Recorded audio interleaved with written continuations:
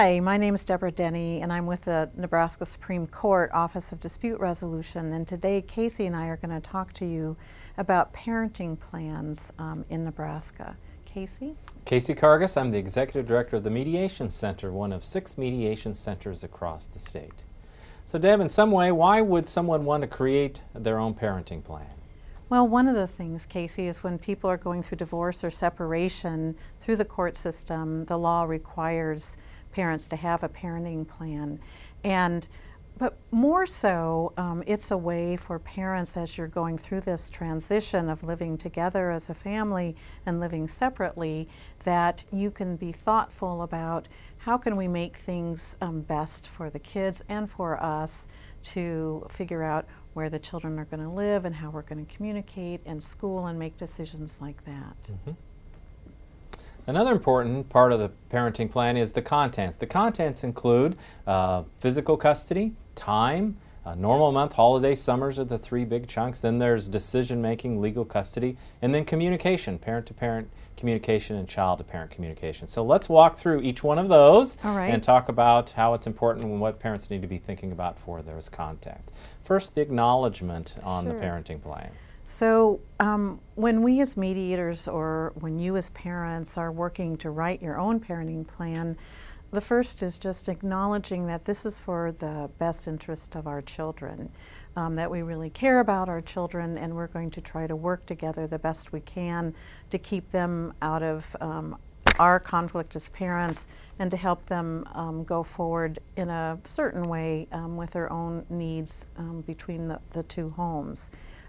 So Casey, one of the first things that's in the parenting plan is the question of legal custody, otherwise known as decision making. Can you explain that? Yeah, decision making, dealing with school, medical, religion, extracurricular activities, babysitter, special needs. It's is one parent can have what they call full sole legal custody. Are parents going to talk about things with one parent having the final decision? Possibly a lot of parents get along well enough to do joint legal custody. They're going to talk about issues and the assumption they can make joint decisions together. And so this is an important part of the parenting plan as you move forward. Hopefully parents can come to this agreement together on how they're going to talk about decision-making, legal custody issues, and is one parent going to have full or are you looking at joint? What about physical custody, Deb? Well, as we have here on the screen, Casey, it's where the child will reside. So will the child primarily reside at the first parent's home, the mom's or the dad's? Will the child reside primarily in the other parent's home? Or will there be shared living, like 1 week here, 1 week there? Those are all important questions so that the child has a sense of certainty of where they are to be and they know that they're safe and have a bed and a place to come and feel safe. What about apportionment of parenting time? What does that mean? Yeah, in the parenting plan, they want a plan for a time for normal month, holiday time with specifics. Mom time is going to start at one time and the other parent's going to start at another time.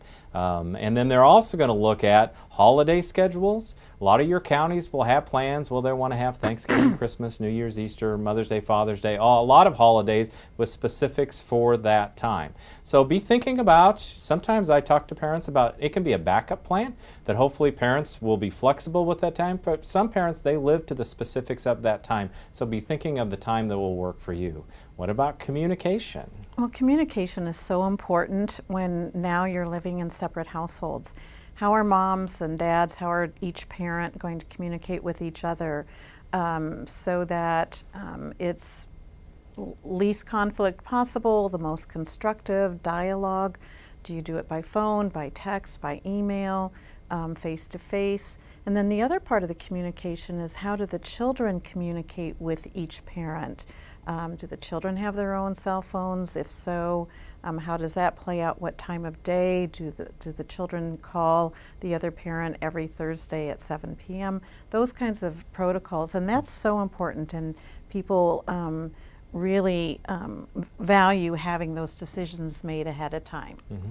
So, Casey, let's talk a little bit about a transition plan. What does that mean? Yeah, I think it's important for parents to put in the plan how transitions are going to happen. Sometimes parents put in the parents whose time is ending will drop off, or the parents whose time is beginning will pick up. Some parents do transitions at daycare, schools. Sometimes parents agree upon a neutral site where they'll do their pickups and drop-offs. They want specifics of your transitions in the plan.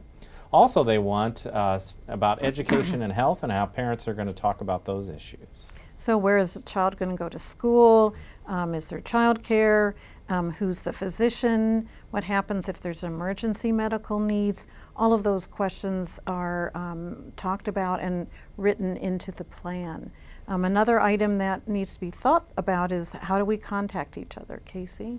Yeah, in the plan there will be specifics on where parents live and contact information in case of an emergency. Sometimes when there's safety concerns that could be left out of a plan, but most of the time parents have the ability to know where their children are when they're with the other parent.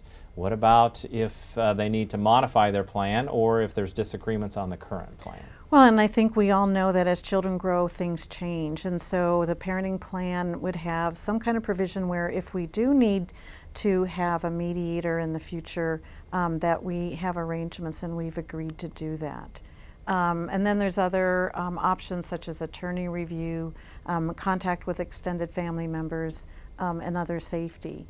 Casey, let's talk just briefly about resources.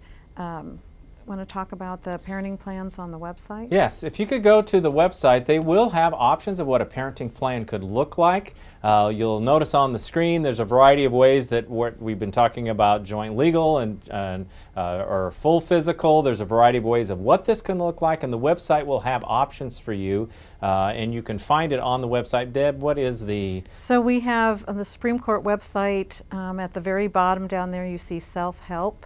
That self-help is where you go to this address, supremecourt.nebraska.gov/self-help. Welcome. And you can get a whole lot of good information there on parenting plans or contact our office at this contact information. So thank you for listening to this, and we wish you well with you and your children in the future.